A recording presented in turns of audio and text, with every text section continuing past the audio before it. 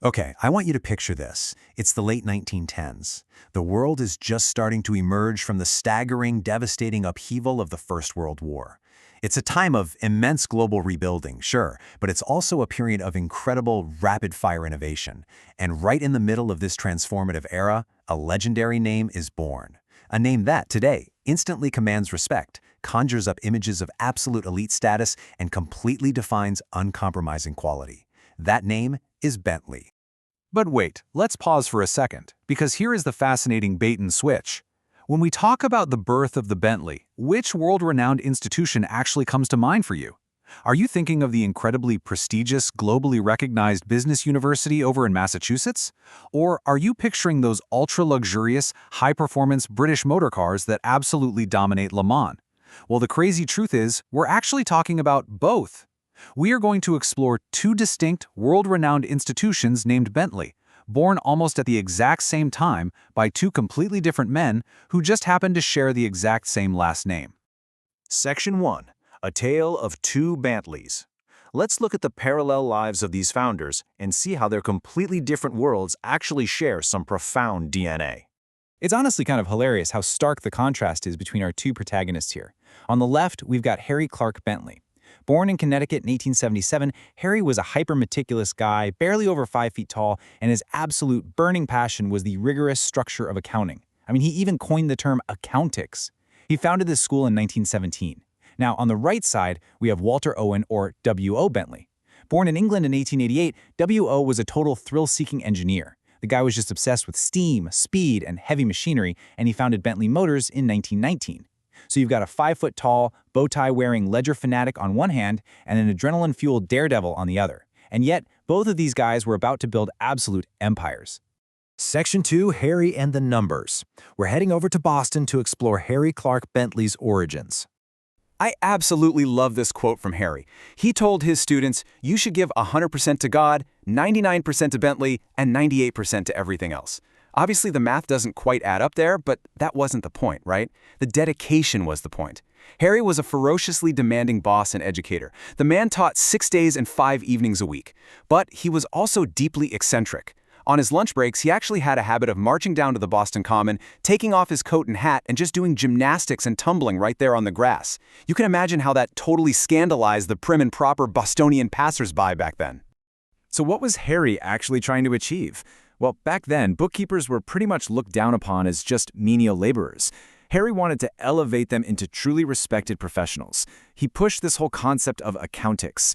For Harry, this wasn't just about crunching numbers. It was literally a spiritual quest. He honestly believed that teaching accounting was like handing his students the keys to the kingdom. If they could just master this universal order and accountability, they were guaranteed to have meaningful, rewarding lives. Now, you might think of massive campus buildings like this one at 921 Boylston Street when you hear the name today, but the birth of the Bentley School was incredibly humble. In February 1917, after leaving his job at Boston University, Harry was basically unemployed with a family to feed. But a group of his loyal evening students literally begged to pay him out of pocket to keep teaching them. So he rented a single room, room 410 in the Huntington Chambers, which he subleased from the Howe Women's Whist Club. He started the whole thing with just 30 students.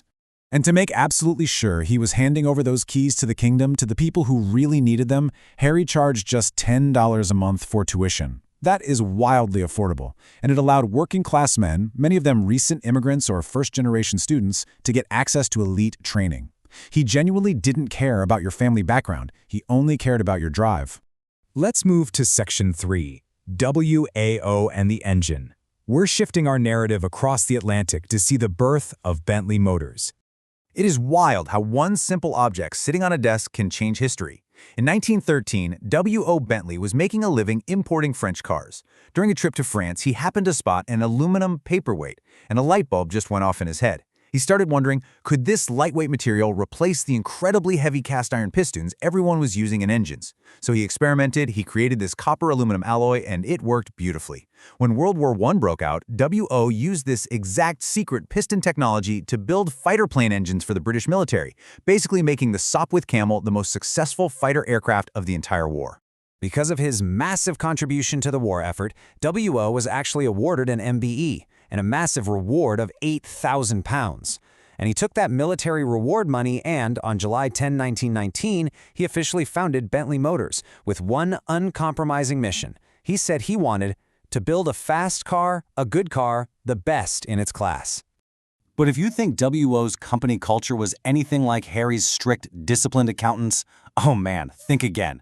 WO attracted this wildly wealthy, thrill-seeking crowd that became famously known as the Bentley Boys and Girls. We're talking about aristocratic ex-fighter pilots like Tim Birkin and Glenn Kidston, a guy who actually survived submarine crashes and plane wrecks. And then you have people like Mary Patry Bruce, who borrowed a Bentley and drove for 24 hours straight to set a record, despite the fact that she needed pillows just to reach the pedals. These people lived for danger. They partied for days in Mayfair, drank bespoke cocktails at the Savoy, and basically shattered every single land and air speed record they could get their hands on. Section 4. Surviving the Early Years. Let's look at how both of these newly born institutions navigated the turbulent 20s and 30s. So WO's cars were just dominating the track. Oddly enough, WO initially thought endurance racing was crazy. He argued cars weren't meant to be driven for 24 hours straight. But by 1924, they won Le Mans. In 1927, they threw this legendary banquet at the Savoy Hotel, where the battle-scarred winning car, old number 7, was literally the guest of honor parked right in the center of the dining table. But unfortunately, the Great Depression was absolutely brutal. Despite all the glory, Bentley Motors teetered on bankruptcy. And then, in 1931, through a massive secret buyout using a shell company, Rolls-Royce purchased Bentley Motors right out from under them, just so Rolls-Royce could dominate the sporting market. Meanwhile, back over in Boston, Harry Bentley was fighting his own battles for survival. His school faced massive drops in enrollment when the World War I draft hit. Then, of course, came the Great Depression. But Harry survived through sheer adaptability. He aggressively started offering no-interest loans to keep his working-class students in class. And when World War II threatened to completely empty his classrooms of men, Harry, who had stubbornly run a male-only school for decades, finally pivoted. In 1942, he began admitting women, which ultimately ensured the institution's survival. But before WO lost his independent company to Rolls-Royce, he managed to produce one final absolute masterpiece in 1930, the 8 Litre. And the crucial takeaway for this car is that 100-mile-per-hour guarantee. WO guaranteed it would hit 100 miles per hour, regardless of how incredibly heavy the luxury body built on top of it was. WO had always said he wanted to produce a dead silent 100 mph car, and he finally pulled it off. It's still considered a legendary piece of engineering today. Section 5. The Bentley Legacies. Two very different paths to perfection. Look at how all of this builds into the modern era. We have one man who built world-class accountants, taking a menial trade and elevating it into a respected, almost spiritual pursuit of financial truth. Then we have another man who built world-class cars, turning heavy metal into silent, soaring speed that completely dominated the racetracks of Europe. These two were completely unconnected by blood or business, and yet both men cemented an immortal legacy, completely defined by absolute precision, durability, and elite performance. Which leaves us with a pretty fascinating final thought to ponder for our own lives. Whether you are rigorously balancing a complex corporate ledger in a Boston classroom, or you are tearing around the White House corner at Le Mans in the dead of night, what is that obsessive, internal drive that forces a person to demand absolute perfection? Because whatever that exact spark of genius is, it's very clear that in the early 20th century, you could absolutely find it under the name Bentley. Thank you so much for joining me for this explainer. I really hope you found this dual history as captivating as I do. Keep asking questions, and I'll see you next time.